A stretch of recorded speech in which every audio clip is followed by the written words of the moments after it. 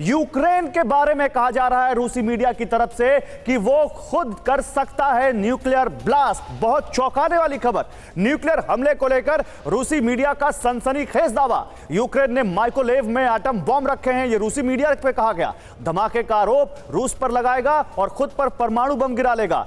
यह संभव है क्या? किसी भी स्थिति में यूक्रेन ऐसा कुछ कर सकता है? रूसी मीडिया क्या एक वॉर, जो अभी हम बात कर रहे थे कि इंफॉर्मेशन प्रोपेगेंडा या इंफॉर्मेशन प्रोपेगेंडा वॉर जो है, इंफॉर्मेशन वॉर, क्या वो उसके तहत ये सब कुछ हो रहा है? पहले आप इसके बारे में जानकारी लीजिए, रूसी मीडिया का दावा क्या है, फिर अपने एक्सपर्ट से समझेंगे इसको। पश्चिम को आशंका है कि पुतिन न्यूक्लियर विकल्प पर सोच रहे हैं।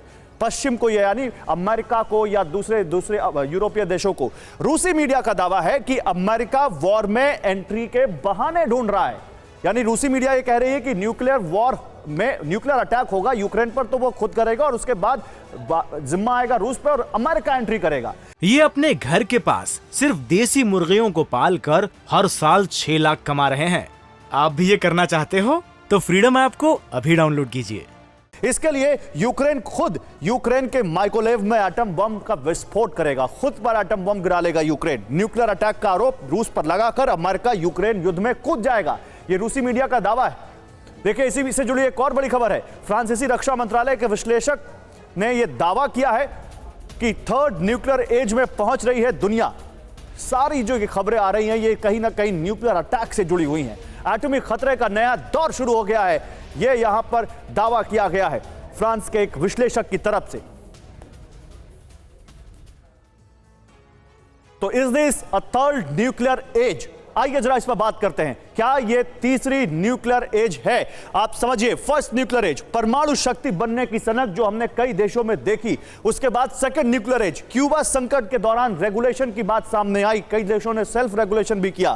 थर्ड न्यूक्लियर एज, दुनिया में कई परमाणु संपन्न देश हैं और कई देशों में इसी के लिए, इस ताकत को हासिल करने के लिए बहुत तेजी से काम हो रहा है। मैं आपके पास आऊंगा प्रोफेसर राजन। प्रोफेसर राजन, जल्दी से मुझे यह बताइए, जो बात अभी हम कर रहे थे, हमने रूस की मीडिया की जो खबर दिखाई, आप इसको कैसे देखते हैं? और जो ये फ्रांसीसी विश्लेषक कर रहे हैं, क्या इसमें आपको दम दिखता है?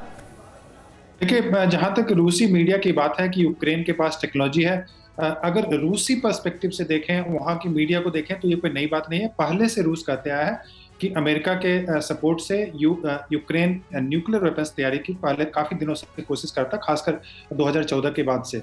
और उससे पहले अगर देखें, जब 1994 में जब एग्रीमेंट्स हो रहे थे, तो उसमें यूक्रेन के पास वेपन्स थे ऑलरेडी।